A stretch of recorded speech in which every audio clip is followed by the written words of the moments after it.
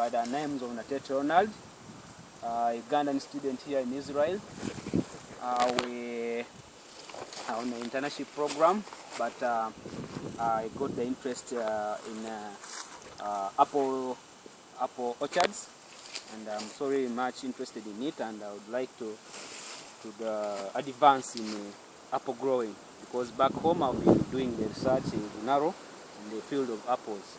So, but here in the Rome orchard, we do a lot of activities in the apples, and basically we do what we call agronomic management practices, whereby we are taking care of the orchard and managing the apple orchards.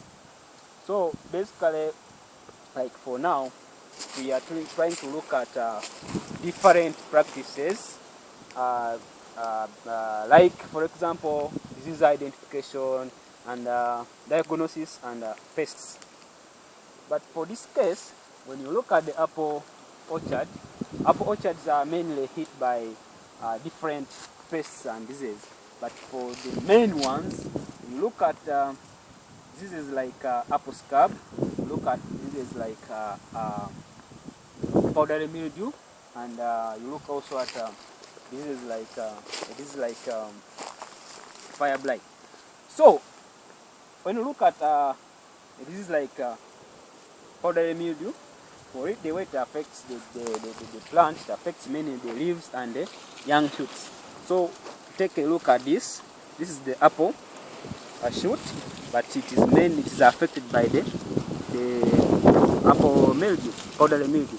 So this is how it will look, and if you are looking for the signs of the apple mildew, powdery mildew, this is how it looks. It looks white with a powdery stuff.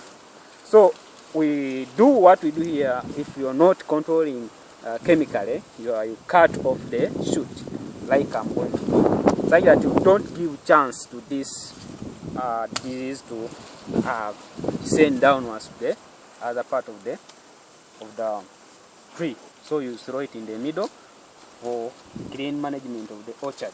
So this normally will be affects the younger shoots. So that's a clear example of the apple powdery mildew. Again, when you look at other examples of the diseases of this, let's have a look at the apple fire blight. The apple fire blight, let's go to the other tree and try to look at the apple fire blight. The fire blight is to make the apple leaves to look like they have been burnt by fire. So this is how it will look, a clear example. And normally the leaves are heavily affected if you don't control it in time. And also maybe have this one, you see, it is kind of burnt. And so for here, what we do, we apply chemicals, and environmentally friendly chemicals, whereby we spray the plants with these chemicals in time before the disease incidence intensifies. The other example of the disease we talked about is the apple scab. The apple scab normally is a bacterial disease that normally affects the apple fruits. It makes the fruits look like they're scratched, but in actual sense, a fine fruit. So take a look at this. It's a simple sign of an apple scab. So it makes the apple to look like it is scratched, but then lowering its quality. So this is a sign of the apple scab intensifying, multiplying, and increasing in size, coverage of the apple fruit.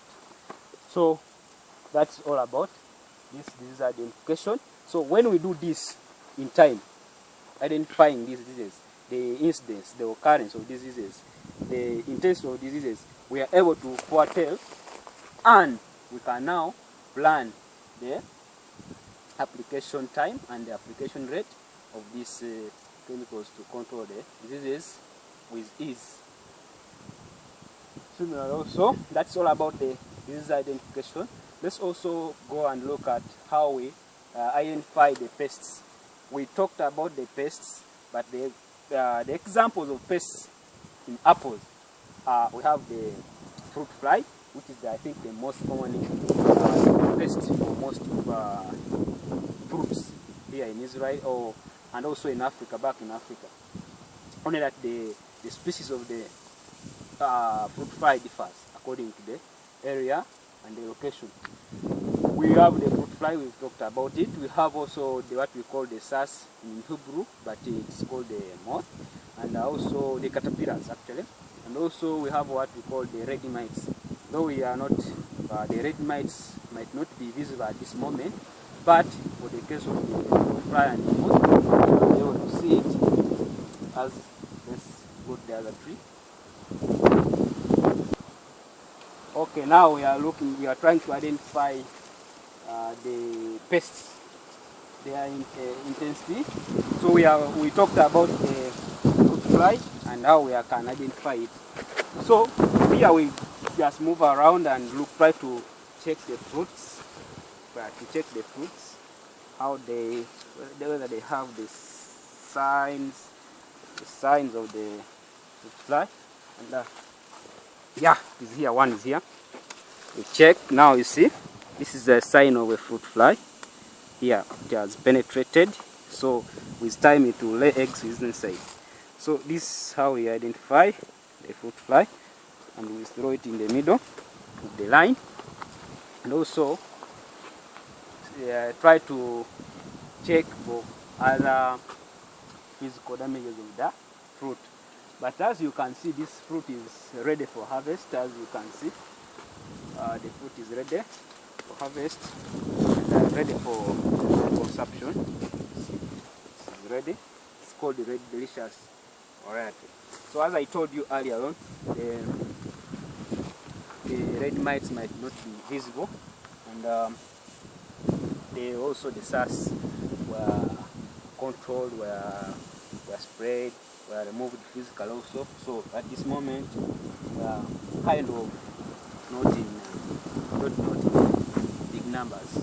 So that's all about how to identify the most prevalent pests and diseases in apple orchard. It's a nice venture to have an apple orchard, because one apple, depending on the size, fetches a higher price on the market. And nutritionally, it is a very nice fruit. It is advisable because of its nutritive value. It has very many nutritive values, starting from control of cancer and all other diseases, and also general health of the body for a healthy human being. Thank you so much. I remain Ronald Natije, a specialist in apple growing. So far 2 years in apple growing and management. Thank you so much. In case of anything, try to contact me. Shall have a lengthy talk about apple growing. Thank you. Bye.